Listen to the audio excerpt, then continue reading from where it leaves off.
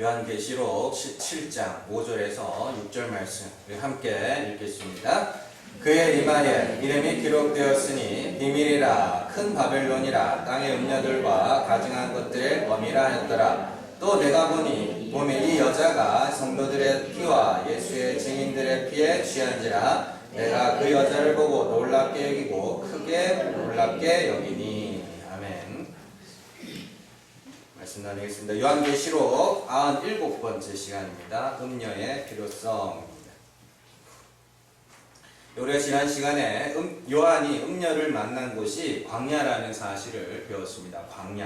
광야는 해로 옷 입은 만국을 철장으로 다스릴 예수 그리스도를 해산한 여자, 교회죠. 교회가 양육받는 곳이 광야입니다. 여기예요, 여기. 그래서 거기에 음녀가 왔다는 것은 스스로 하늘에 올라 우리 이름을 내자는 바벨론적 가르침이 교회 안에 침투할 것이다 라는 것을 상징하는 것입니다. 또한 음녀는 자줏빛, 붉은빛 옷을 입고 금과 보석과 진주로 꾸미고 손에 금잔을 가졌어요. 자, 그 잔 안에는 가증한 물건과 음행의 더러운 것들이 가득하다는 것은 바벨론의 가르침은 사람을 부자로 만들어주는 가르침이며 그것들이 아무리 가득하다 하여도 하나님 앞에서는 더러운 것에 불과하다라는 것을 이야기해 주는 겁니다. 그래서 바벨론이 사람들을 부자로 만들어주는 나라라 우리가 지난주에 배웠죠. 그래서 18장에 보면 사치의 세력으로 치부하였다. 그거는 많은 사람들이, 많은 민족과 많은 족속들이 그 바벨론의 가르침으로 말미암아 전부 다 뭐가 됐다는 소리예요? 부자가 됐다. 돈 많은 부자가 아니라 그랬습니다. 라오디게아 교회에서처럼 자신의 많은 행위를 근거로 나는 부자라 하나 너는 지금 부자라 하나 실상은 가난한 자요 가난한 자다 이렇게 이야기를 하는 것이죠. 부자는 돈 많은 부자가 아니라 돈이 없어도 자신의 착한 삶이나 많은 종교 행위들을 근거로 스스로 의롭다 여기는 부자들, 돈이 없어도요. 여자가 성도들의 피와 예수의 증인들의 피에 취했다는 것에 대해서 우리가 오늘 조금 더 살펴볼 겁니다. 자, 여자가 성도들의 피와 예수의 증인들의 피에 취했다는 것은 하나님은 죽은 자를 살리시는 하나님이라고 말하는 그 증인들에게 네가 살아야지, 네가 거룩하게 살아야지, 네가 경건해져야지, 네가 의로워야지. 이게 뭐냐면 그게 증인들의 피에 취해 있는 거예요. 증인들은 하나님은 죽은 자를 살리시는 하나님이고 은혜의 하나님임을 말하는데 그들이 그 말을 뭐 하는 거예요? 듣지 않고 네가 거룩하게 살아야지 이렇게 말하는 거예요. 음녀가 성도들의 피와 증인들의 피에 취했다는 것에 대하여 거의 대부분의 성경 연구가들이 교회를 핍박하고 성도들을 죽음으로 몰아넣었던 것에 비유를 합니다. 그렇게 해석을 해요. 뭐 굳이 틀린 말은 아니에요. 실제로 그런 일들이 있었으니까. 그러나 우리가 앞서 살펴본 바와 같이 음녀가 활동하는 곳 어디였어요? 버가모 교회, 투아디라 교회였죠. 음녀 이세벨이 어디 있었어요? 투아디라 교회 안에 있었잖아요. 그렇지 않아요? 그러면은 단순히 이 음녀가 증인들의 피에 취했다는 것이 교회 밖에 어떤 세력들이 교회를 공격하는 걸 이야기하는 게 아니란 말입니다.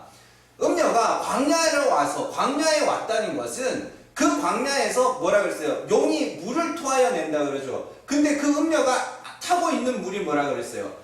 온 세상의 방언이라 그랬죠. 그것으로 교회를 삼키려고 할 거라는 소리입니다.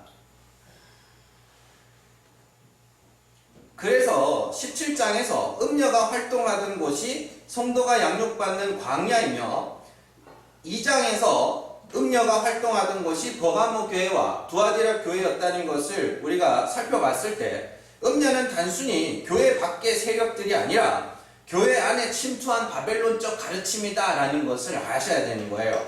그러면 여자가 성도의 피와 예수의 증인들의 피에 취했다는 것은 단순히 외부의 박해를 말하는 것이 아니라 하나님이 택하신 자들의 말을 그들이 무시하고 인간의 의를 말하며 그리스도 안에서 거룩하여지는 것이 아니라 인간의 거룩을 말하는 자들이라는 사실이에요.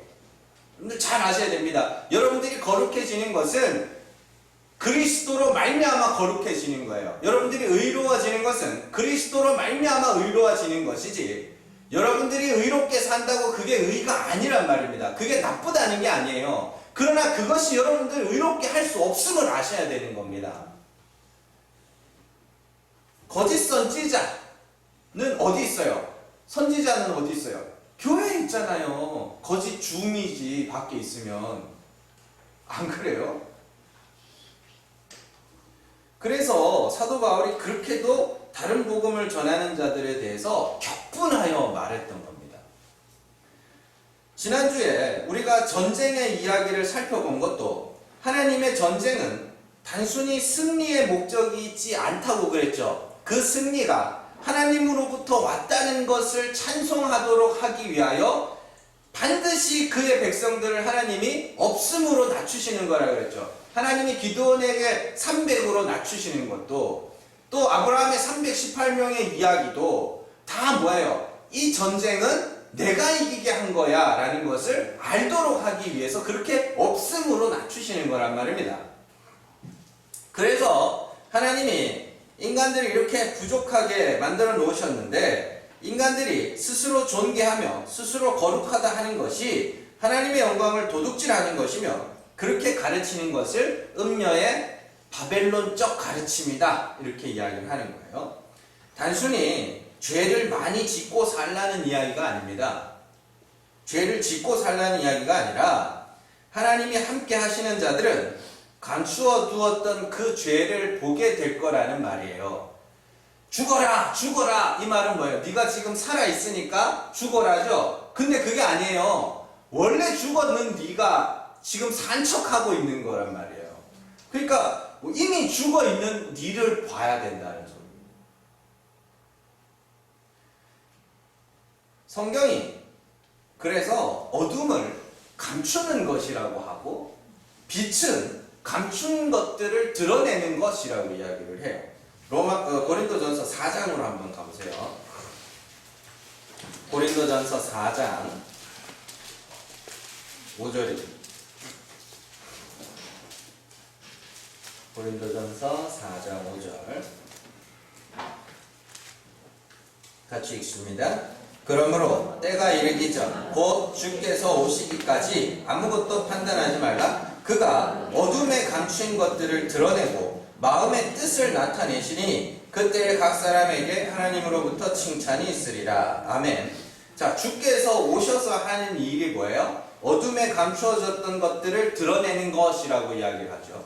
그러니까 어둠에 뭔가 어둠은 뭔가를 감추는 거예요. 그러면 어두움에 감춰져 있던 것이 뭐예요? 죄예요. 죄라니까요. 우리의 죄를 가리고 있던 그 어두움의 일은 뭐겠어요? 율법의 행위와 인간의 의와 인간의 도덕적 윤리적 삶과 종교적 열심들, 이런 것들이 어둠의 일이에요. 그러니까 어두움이라 그러니까 막 나쁜 짓 하는 그런 거 생각하지 마세요. 우리가 죄인인데, 우리가 죽은 자인데 우리의 죄를 보지 못하게 하는 것들, 여러분들의 죄를 보게 하는데 제일 방해가 되는 게 뭐예요? 내가 얼마나 하나님을 위해서 열심히 살았는데 그게 여러분들의 죄를 보는데 제일 방해가 되는 거 아닙니까? 그래서 그 어둠의 일을 찢는다는 소리예요. 누가요? 주께서 오셔서 그 어둠에 감춰져 있던 죄와 허물을 확 드러내겠다는 것. 이게 성경이 복음서랑 서신서랑 다른 이야기를 하지 않잖아요. 예수님께서 바리새인들을 보고 뭐라 그래요? 너희는 회칠한 무덤이다. 그 안에 썩은 것들, 더러운 것들이 가득한데 너희의 그 율법적 행위, 기특한 몇 가지 행위로 말미암아 그 썩은 것들을 지금 가리고 있는 거 아닙니까? 그러면 주께서 하시는 일이 뭐예요? 무덤 문을 열어야죠. 회칠한 그 무덤 문을 박살내고 그 안에 썩은 것들을 드러내셔야 될 거 아닙니까?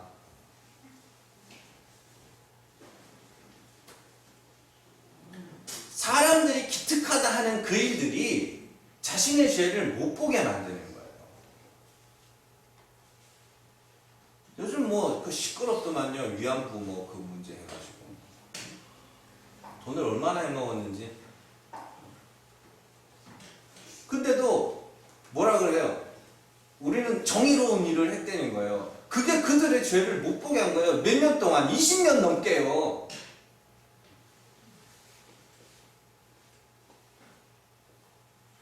로마서 13장을 한번 가요. 로마서 13장 12절에서 14절. 로마서 13장 12절에서 14절.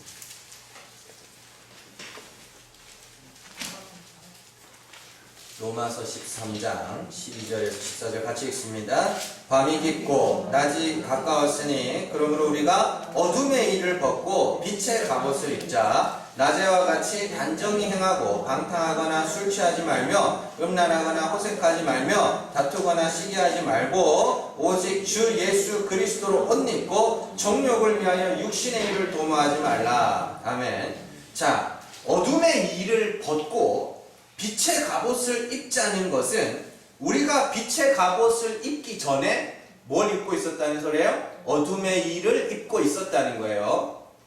잘 기억을 하셔야 됩니다. 어둠을 입고 있었다는 거예요. 그리고 빛의 갑옷을 14절에서 뭐라 그래요? 예수 그리스도로 옷 입고 이렇게 돼 있죠? 한번 보세요. 12절에서 어둠의 일을 벗고 빛의 갑옷을 입자라고 해놓고 14절에서 오직 주 예수 그리스도로 옷 입고 그러잖아요. 빛의 갑옷을 입는 건 그리스도로 옷 입는 거예요. 자, 그리고 벗어야 할 어둠의 일을 뭐라 그래요? 정욕을 위한 육신의 일이라고 이렇게 해요. 이걸 갖다가 그냥 13절에서 술 취하지 말고 음란하지 말고 호색하지 말고 그런 거 하지 마세요. 사는데 여러분들 인생에 굉장히 많은 손해를 주니까 그런 거 하지 마시고. 근데 바울이 이야기하는 건 그 이야기가 아니에요. 술 취하고 음란하고 한 게 우리가 알고 있는 그런 술 취함과 음란함이 아니라니까요. 술 취한 게 뭐라 그랬어요? 섞인 거라 그랬죠. 진리의 말씀에 누룩이 섞이면 그게 술 취한 거란 말입니다. 그래서 장로들에게 술에 임박히지 않는 자가 장로를 하라고 그러죠. 술에 임박히지 않는 게 뭐예요? 그냥 알코올 중독자는 목사 되면 안 된다 그런 이야기가 아니라, 알코올 중독되면 목사 잘 못해요. 근데 그게 아니라 목사는 뭐 해야 돼요? 진리의 물, 생수를 흘려줘야 되는 자들인데 거기에 누룩이 섞여서 그들에게 바벨론적 가르침으로 가르쳐버리면 안 된다는 소리예요. 그러니까 쉽게 말해서 복음이 뭔지를 알지 못하는 자는 장로가 되면 안 된다는 소리예요. 장로가 여기 뒤에 앉아가지고 기도하는 장로 말고 목사를 말하는 겁니다. 말씀을 가르치는 자가 장로거든요.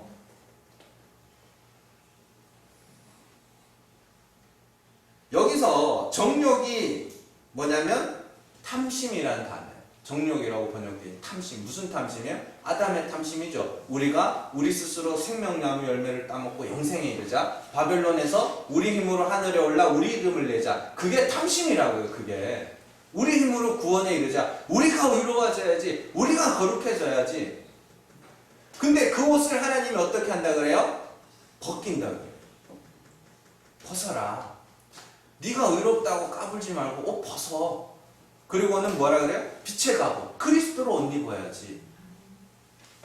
그러면 그 어둠의 일을 벗게 되면 어떻게 돼요? 우리의 수치와 부끄러움이 드러나게 되는 거죠.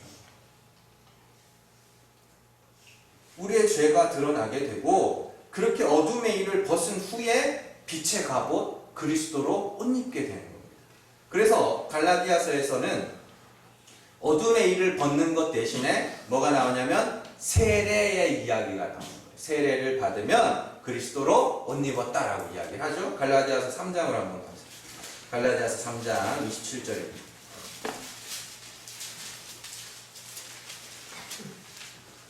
갈라디아서 3장 27절.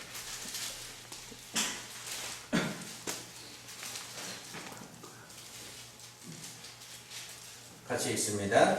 누구든지 그리스도와 합하기 위하여 세례를 받은 자는 그리스도로 옷 입었느니라. 아멘. 세례가 뭐예요? 나는 죄와 허물로 죽어야 될 자입니다. 이게 세례예요. 그렇게 그리스도와 함께 그렇게 죽은 자들은 뭘로? 그리스도로 옷 입은 자다. 그렇게 이야기해버려요. 그게 육의 몸을 벗는 거예요. 육의 몸을 벗는 거, 어둠의 일을 벗는 거. 네. 그러니까 잘 기억을 해보세요. 잘 생각. 이거는 여러분들 정말로 이 복음은요 우리의 일상과 전혀 관계없는 이야기가 아닙니다. 우리의 현실에 대한 이야기예요. 여러분들이 내가 지금껏 해왔던 그 수많은 교회 봉사와 또 착한 일들과 사회 봉사, 사회 공헌 이런 것들이 겹겹이 옷을 껴입고 있다가 그게 하나씩 벗겨질 때 뭐가 드러나면 그제서야 여러분들의 죄라는 게 보이기 시작해요. 그러면 이제 뭐 그리스도로 옷 입는다는 걸 비로소 그제서야 뭔지 알게 된다고요. 그러니까 벗어본 적이 없는 자는 다시 입는, 덧입는 것의 기쁨도 알 수가 없는 것이죠. 그러니까 하나님이 뭐 하셔요? 내가 벗길 거야. 안 놔주신다는 소리예요. 절대로 스스로 착각하고 스스로 속이는 자로 안 놔두겠다는 소리예요.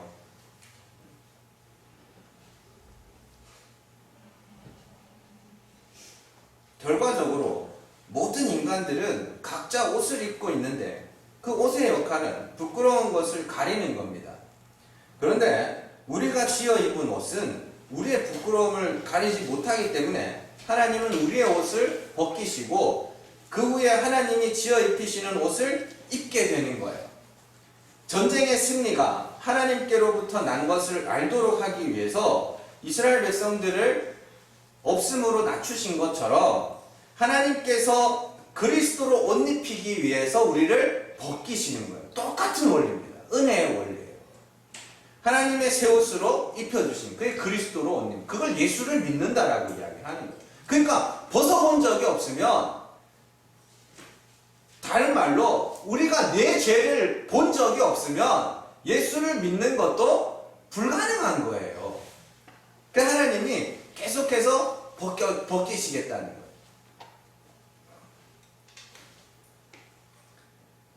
그런데 교회 안에 누군가 와서 야 네가 옷을 지어 입어야지. 네가 옷을 지어 입어야지.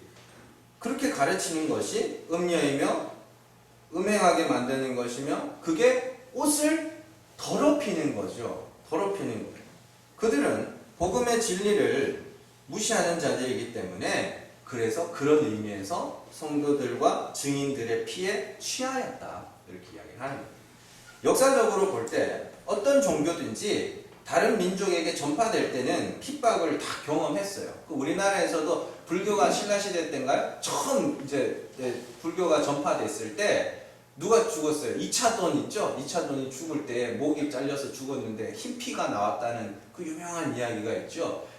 그때 처음 불교가 들어올 때 어마어마한 핍박이 있었습니다. 천주교도 마찬가지죠. 저기 양화진 그 성교 거기 있는 길 건너편에 강 건너에 있는가요? 절두산 거기 이제 카톨릭 순교지예요. 거기에 카톨릭 와가지고 처음에 와서 거기서 다 목 잘려 죽었다고요. 그러니까 이런 거나 이슬람 같은 것도 마찬가지. 이슬람교도 처음에 전파될 때 어마어마하게 많은 핍박들을 당하게 되죠. 그래서 그런 것들을 이렇게 보면 그런 기존의 것과 다른 것에 대한 거부감에 의한 핍박이라면 대부분의 종교들이 그런 종류의 핍박은 다 경험했어요. 우리 기독교만 핍박 당한 거 아니니까요. 그런 핍박이라면. 그런데 진짜 무서운 게 뭐냐면 안에서 일어나는 거죠. 안에서. 쉽게 예를 들어서 한 교회가 무너지는 것은 외부 세력에 의해서 무너지는 것이 아닙니다. 안에서 서로 의견이 갈리고 서로 갈등이 심해지면 교회가 비로소 무너지는 것이지 외부의 압력에는 교회가 더 단단해져 가요. 우리가 이렇게 지금 지하에서 작은 교회에서 이렇게 하고 있지만 자꾸 교회 외부에서 교회를 자꾸 핍박해 보세요. 서로 단합해서 어떻게든지 우리가 이렇게 하자 그러지. 근데 안에서 뒤따 싸워버리면 이제 끝장나는 거죠. 큰 교회들 갈라지는 거 한번 보세요. 순식간에 다 쪼개지고 하는 거. 다 안에서 싸워서 그런 거예요. 그래서 뭐 그런 하나됨은 이야기를 하는 건 아니지만, 그래서 사도 바울이 계속해서 교회가 하나 돼야 된다, 하나 돼야 된다 이런 이야기를 해요. 그 에베소서 4장으로 한번 가보세요. 에베소서 4장 1절에서 6절 말씀입니다.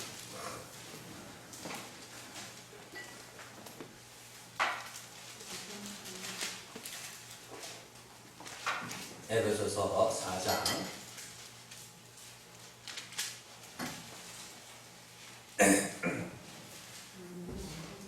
자, 3절부터 읽겠습니다. 3절부터 6절까지만 일단 읽겠습니다. 같이 읽습니다. 평안에 매는 줄로 성령이 하나 되게 하신 것을 힘써 지키라. 몸이 하나여 성령도 한 분이시니 이와 같이 너희가 한 부르심의 한 소망 안에서 부르심을 받았느니라. 주도 한 분이시요 믿음도 하나요 세례도 하나요 하나님도 한 분이시니 곧 만유의 아버지시라. 만유에 계시고 만유를 통일하시고 만유 가운데 계시도다. 아멘. 13절 같이 읽습니다. 13절 같이 읽습니다. 우리가 다 하나님의 아들을 믿는 것과 아는 일에 하나가 되어 온전한 사람을 이루어 그리스도의 장성한 분량에 충만한 데까지 이르리니. 아멘. 잘 보세요.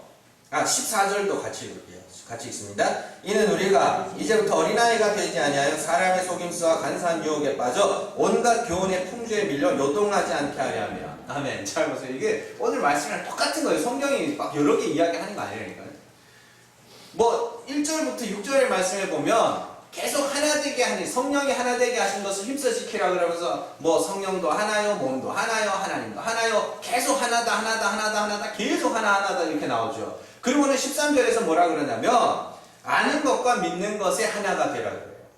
그러니까 이게 단순하게 성도들끼리 사이좋게 지내라는 말이 아니에요. 그렇게 되면 더 좋겠지만 단순하게 그 이야기가 아니라고요. 지금 사도 바울이 말하는 거는 너네가 하나님을 한 하나님으로 알아야 된다는 소리예요.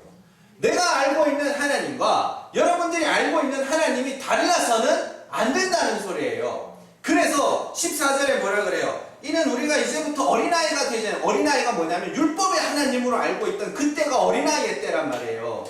다시는 어린아이가 되지 않아서 사람의 속임수와 간사한 유혹이 뭐예요? 사람의 속임수가 뭐야? 하나님에 대하여 잘못 가르치는 거, 그 속임수와 유혹에 빠져서 교훈의 풍조에 밀려서 요동하지 말자. 한 하나님으로 알자. 한 그리스도로 알자. 같은 믿음을 가져야지. 그렇게 이야기합니다. 믿음이 다르면 어떻게?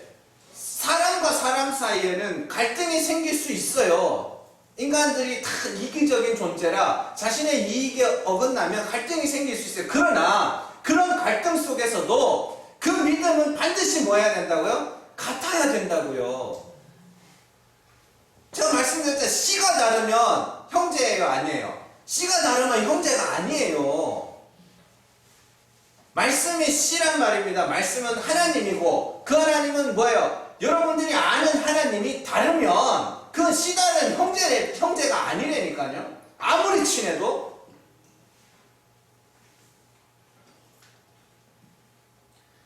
모든 성도가 하나님은 죽은 자를 살리시며 없는 것을 있는 것으로 부르시는 은혜의 하나님임을 알고 있어야 돼요. 우리는 그리스도로 말미암아 죄사함을 받아야 하는 죄인임을 알고 있어야 돼요. 믿어야 돼요. 그걸 뭐라 그러냐면 성령이 우리 안에서 하나 되게 하신 것이에요. 성령이 우리 안에서 뭘 하시냐면 서로가 같은 하나님을 알도록, 같은 하나님을 부르도록 한다는 소리입니다. 고린도전서 1장으로 한번 가보세요. 고린도전서 1장 10절 말씀.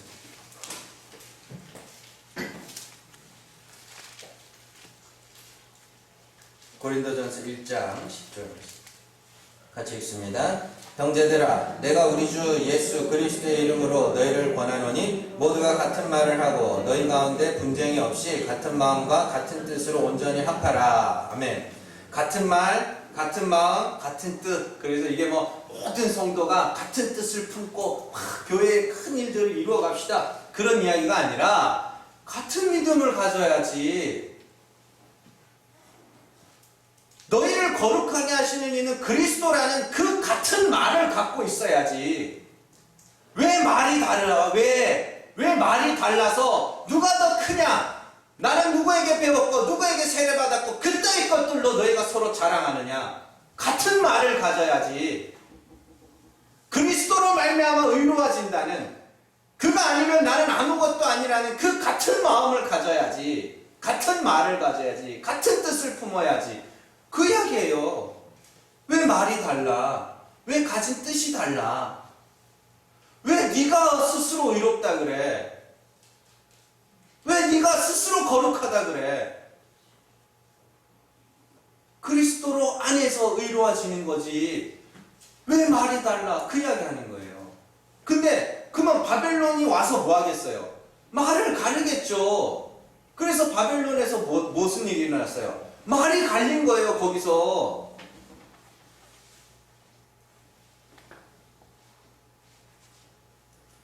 음녀가 여러분들을 어떻게 음행의 죄를 저지르게 하는지를 잘 기억하셔야 됩니다.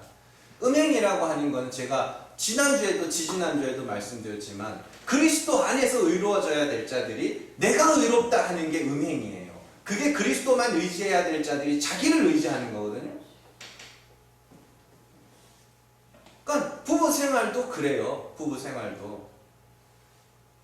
남편은 아내가 있어야 온전해지는 거고 아내는 남편이 있어야 온전해지는 건데 네 없어도 나는 온전할 수 있어. 이렇게 되면 그게 깨지는 거거든요. 그건 다 진리를 담고 있는 거예요.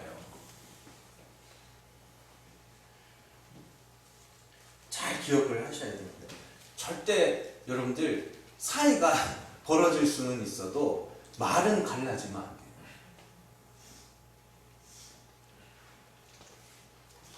그런데 6절 말씀을, 오늘 말씀 6절 말씀을 잘 보면 한번 보세요.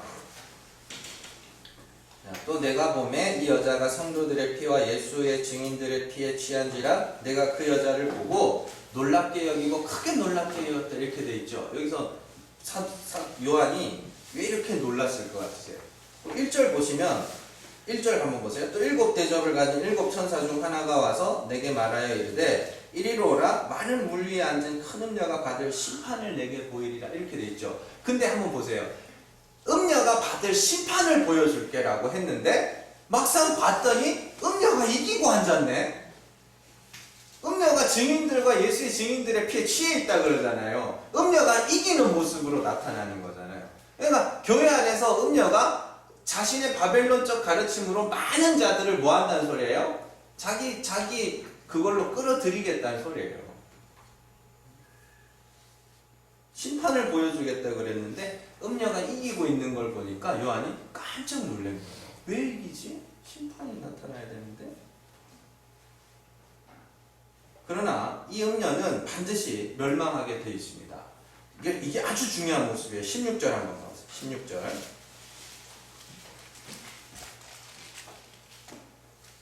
16절 같이 읽습니다. 내가 본다. 이 열풀과 짐승은 음녀를 미워하여 망하게 하고 벌거벗게 하고 그의 살을 먹고 불로 아주 사르리라. 아멘. 잘 보세요. 이게 무슨 그림인 것 같으세요? 지금 여기 나오는 음녀를 먹은, 살을 먹고 불로 싸른 이 음녀를 먹은 짐승이 뭐냐면 음녀가 타고 있던 붉은빛 짐승이에요. 근데 그 짐승이 실컷 써먹고는 뭐 한다는 소리예요? 음녀를 죽이겠다는 소리예요. 이게 무슨 말이에요? 제가 자주 말씀드렸지만 여러분들 이게 무슨 말이냐면 음녀가 자기가 음녀인지 모른다는 소리예요. 음녀가 자기가 음녀인지 모른다는 소리예요. 예수님이 오셔서 진리를 알지니 진리가 너희를 자유케 하리라 그랬더니 바리새인들이 뭐라고? 우리가 남의 종이 된 적이 없거든. 우리가 아브라함의 자손이라 남의 종이 된 적이 없거든. 네가 어떻게 우리를 자유롭게 하겠다 그러느냐? 지네가 지금 속박당하고 있는데 그것도 몰라요. 이게 제일 무서운 거라니까요. 음녀가 자기가 하는 게 음녀의 짓인 줄 알면 이거 이상한데 라고 해요. 근데 모른다니까요.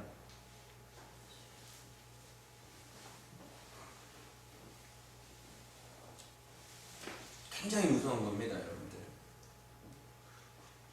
그 중국의 그 공산화 될 때 그 모택동이죠. 몇 명 갖고 공산화인 줄 아세요? 몇 명 갖고? 네? 5명 갖고 시작했어요. 5명. 어떻게? 젊은 사람들을 선동하는. 그 이 선동당한 사람들이 자기가 선동당한 줄 몰라요. 정신 차려보니 아주 그냥 수백만이 죽어 나가고 있는데 몰라요. 그런데도 뭐 노인과 바다 이런 쓴 사람 이름 뭐죠? 해밍웨이 같은 사람. 그 사람들은 쿠바에서 막 공산당 혁명 일어날 때 적극 지지했죠. 독일 공산당, 소련 공산당 혁명 다 지지했던 사람입니다. 자기가 직접 그 현장에 가서 수많은 사람들이 죽는 거를 다 봤어요. 근데도 끝까지 지지합니다. 죽을 때까지.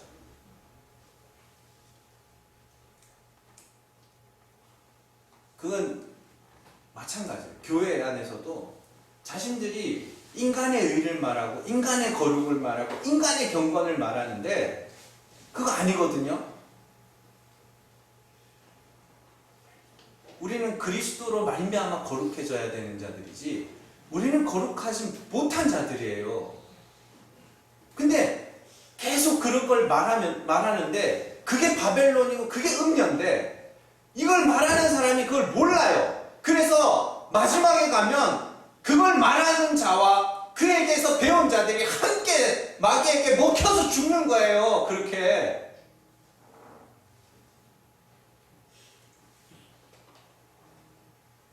이게 굉장히 무서운 이야기입니다, 여러분들. 잘 정신을 똑바로 차리셔야 돼요.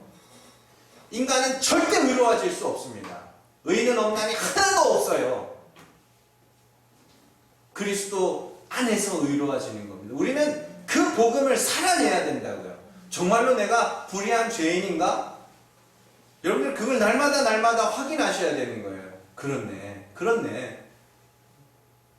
그게 이 땅에서 성도가 겪는 고난이라고 했잖아요. 그래서 현재의 고난은 장차올 영광과 좋게 비교할 수 없다 할 때 그 고난이에요. 돈 잃고 건강 잃는 고난은 세상 사람들 다 겪는 고난이에요. 근데 성도만 겪는, 하나님의 아들이 될 자들만 겪는 고난이 있단 말입니다. 그게 뭐냐면 진짜네? 진짜 죄인이네? 정말 예수 아니면 난 아무것도 아니었네? 그걸 배워가는 거예요. 여러분들이 날마다 그 복음을 듣고 또 듣고 하면서 그 인간의 의를 말하고 인간의 거룩을 말하고 인간의 경건을 말하는 자들의 그 가르침에서 뭐 해야 되냐면 자꾸 분리가 일어나야 돼요. 아닌데? 저거 아닌데? 예수 아니면 아닌데? 왜 저러지? 그게 돼야 된다니까요.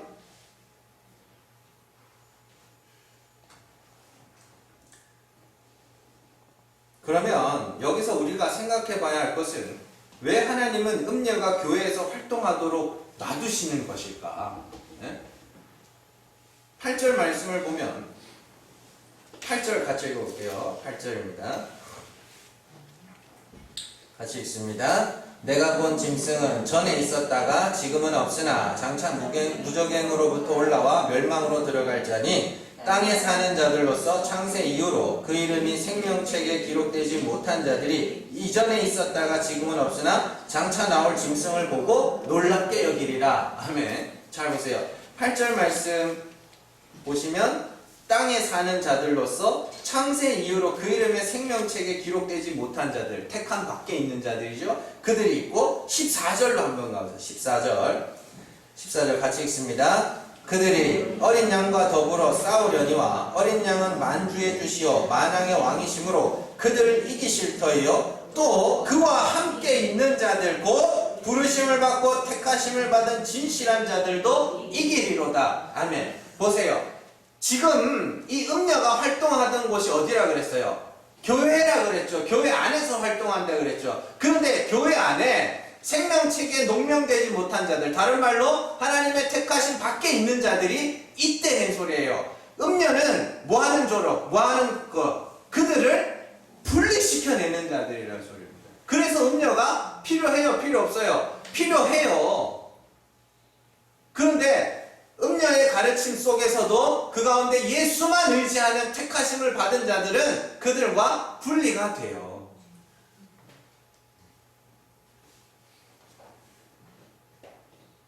결국 하나님이 음녀를 교회에 보내시는 이유는 하나님이 보내서요. 하나님이 교회 안에서 택하심을 받지 못한 자들을 걸러내기.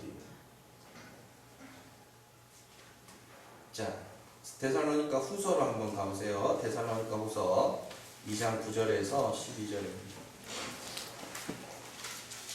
데살로니가 후서 2장 9절에서 12절.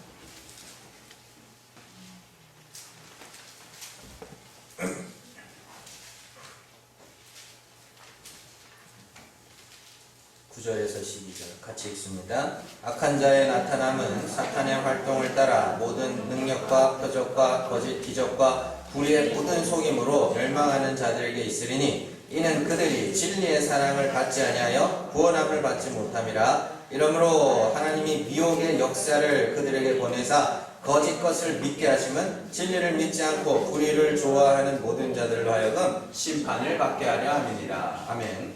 잘 보세요. 교회 안에 악한 자가 나타나는데 그들이 능력과 표적과 거짓 기적과 불의의 속임으로 멸망하는 자들에게 나타날 것인데 그 멸망받는 자들은 진리의 사랑을 받지 아니하여 구원에 이르지 못한다 그래요. 여기서 보면 악한 자의 나타남에 보면 뭐 능력과 표적과 거짓 기적과 불의의 속임 이렇게 나오는데 계시록 13장에 가면 짐승의 이야기를 하죠. 그래서 바다에서 올라온 짐승, 땅에서 올라온 짐승, 그리고 용 이렇게 등장하는데 거기에 보면 그들이 성도들을 미혹하기 위해서 사용하는 게 뭐예요? 기적, 표적이죠. 네. 자, 그런데 11절에서 그 미혹의 역사를 교회에 보내신 이가 누구예요? 11절. 이러므로 하나님이 미혹의 역사를 그들에게 보내사 거짓 것을 믿게 하시면 이렇게 돼 있죠. 그럼 미혹의 역사를 보내신 분이 누구예요? 하나님이에요. 왜 보내셨다 그래요? 진리를 믿지 않고 불의를 좋아하는 모든 자들. 진리를 믿는 건 뭐예요? 하나님은 죽은 자를 살리시는 하나님이라 내가 그리스도와 함께 죽으면 그리스도와 함께 살리신다는 그 믿음을 가진 자들을 진리의 사랑을 받는 자들이라고 하고, 내가 살아야지, 내가 의로워야지, 내가 거룩해야지, 이게 불의를 좋아하는 거예요. 쉽게 어려울 거 하나도 없어요. 그리스도가 우리의 의면, 그러면 내 의는 불의란 말입니다. 잘 기억을 하셔야 돼요. 여러분들, 그리스도가 여러분들의 생명이면 나는 뭐예요? 죽은 자란 소리예요. 근데 내가 살았다 하면 그 생명은, 그리스도라는 그 생명은 나와 관계가 없는 게 되는 거예요. 여전히 십자가의 능력과 하나님의 은혜를 믿지 못하여 끝까지 인간의 거룩과 의와 경건을 좋아하는 자들을 걸러내시기 위하여 하나님이 거짓 선지자들을 보내신다. 걸러내십니다. 그래서 오늘 말씀에서도 생명책에 기록되지 못한, 창세전에 생명책에 기록되지 못한 자들은 음녀를 보고 놀랍게 여겼다. 경외하다는 뜻입니다. 음녀를 보고 경외하는데, 그렇게 짐승을 경외하는 자들과 14절에는 누가 나와요? 이긴 자들이 나오죠. 이긴 자가 누구예요? 교회 우리 이야기 아닙니까? 그러니까 성이 다 그 이야기잖아요. 계시록에 처음에 7교회 나올 때 이긴 자는 계속 나오죠. 이긴 자는 뭐가 이긴 자예요? 그리스도만 의지하는 자, 예수 하는 자들, 그들이 이긴 자란 말이에요. 자신의 죄와 허물을 계속해서 고발당하고 어둠에 가려져 있던 자신의 실체들을 낱낱이 고발당하면서, 야, 이건 죽은 자구나, 나는 죽은 자가 맞구나, 그래서 내게는 예수가 꼭 필요하구나 라는 것을 일평생 동안 배우고 가는 자들이 이긴 자예요. 술 끊고 담배 끊는 게 이기는 게 아니고, 그건 그냥 한번 끊으면 건강을 위해서 끊는 거고, 몸 되게 아파 보면 또 끊잖아요. 단순하게 그런 게 이긴 게 아니에요. 야곱이 이긴 자의 대표가 야곱이죠. 야곱이 속이는 자에서 이긴 자가 되죠. 어떻게 해요? 자기가 하나님으로부터 복을 받을 거라는 약속을 받고 바벨론으로 갑니다. 그 갈대아 땅 거의 바벨론이에요. 거기 가서 자기가 스스로 복을 얻겠다고 계속 속이면서 살죠. 삼촌, 외삼촌, 라반도 속이고 다 속이면서 삽니다. 근데 이제 가나안으로 돌아와요. 가나안으로 돌아오는데 뭘 알게 됐어요? 자기 형이 에서가 자기를 죽이려고 하는 걸 알게 되죠. 거기서 자기가 자기가 가진 복이라는 게 다 복이 아닌 걸 알게 됐어요. 많은 재산을 갖고 돌아오거든요. 많은 재산을 갖고 돌아오는데 그게 복이 아니란 걸 알았어요. 그래서 야복 강가에서 천사 예수를 만난 겁니다. 거기서 매달리죠. 복 주세요, 복 주세요. 이게 뭐냐면 내가 가진 건 이건 다 복이 아니라는 걸 알게 돼요. 그리고 거기서 복 주세요를 다른 말로 하면 뭐냐면 에서가 지금 나 죽이러 오니까 뭐 해달라는 거예요? 살려달라는 이야기예요.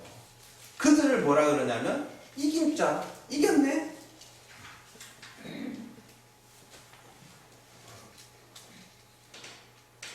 그래서 음녀는 택함 밖에 있는 자들을 걸러내기 위하여 교회 안에 존재하는 겁니다. 그들도 하나님의 필요에 의해서 보내진 거예요. 여러분들이 잘 기억을 하셔야 됩니다. 성령이 하나 되게 하신 것 잘 지키세요. 요즘에 그 북미권에서 뜨고 있는 교수가 한 사람이 있어요. 조던 피터슨이라고 토론토 대학교 심리학과 교수인데 이 사람이 이제 지금 청년들이 20대 청년들 북미권 캐나다 미국 쪽에 이제 그 청년들에게 굉장히 많은 영향을 끼치고 있어요. 왜냐하면은 지금 미국 사회 또 캐나다 이쪽으로는 해체주의로 인해서 상식이 파괴되고 질서가 파괴되고 있어요. 그래서 미국이나 캐나다 이런 데 가면 그 성별 하는데 50몇 가지가 있다 그러죠. 우리는 성별 이러면 남, 여 이렇게 돼 있잖아요. 근데 그쪽에 가면 50몇 가지 성이 있다 그래요. 그래서 아침에는 남자였다가 저녁에는 여자였다가 자기가 외계인이라고 하는 사람들도 있고 그 정도로 지금 질서가 무너져 있는 상황이거든요. 근데 그런 상황 속에서 이제 이 교수가 이제 올바른 상식과 질서와 가치 판단을 이렇게 사람들에게 알려주고 있는 그런 사람입니다. 근데 참 재밌는 게 이 사람이 그 해체주의가 만연해 있잖아요. 그 미국과 캐나다 쪽에. 근데 참 그 사람들이 너무 재밌는 게 보시면은 환경 문제, 전 세계 환경 문제, 또 식량 문제 있죠. 그래서 고기는 먹으면 안 됩니다. 이런 거 있잖아요. 그런 식량 문제. 또 그런 전 세계의 그런 인권이나 이런 것들, 그런 것들을 향한 거대 담론이라고 해요. 큰 이야기들을 자기에게 질문을 해오는 사람들에 대해서 꼭 하는 이야기가 있어요. 뭐냐면 네 방부터 좀 치우라고. 방부터 좀 청소하라고.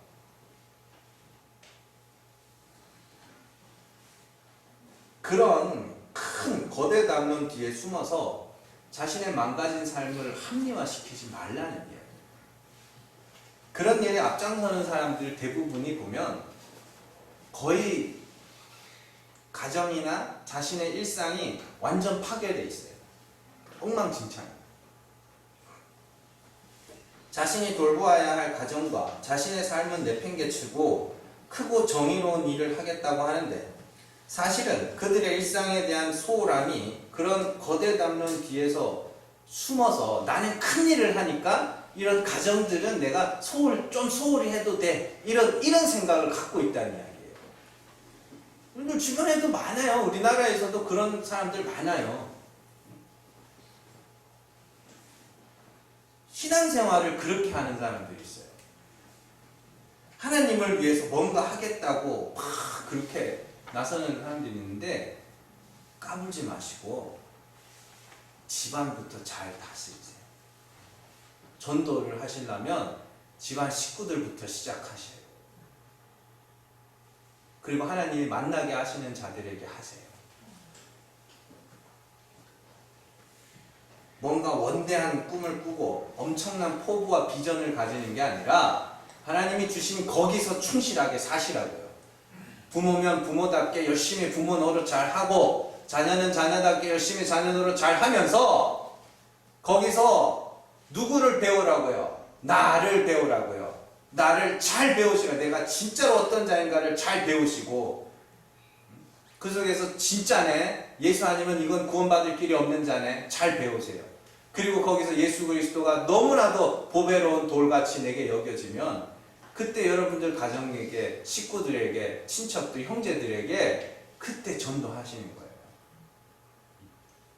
골로새서를 한번 봐요. 골로새서 3장입니다. 골로새서 3장.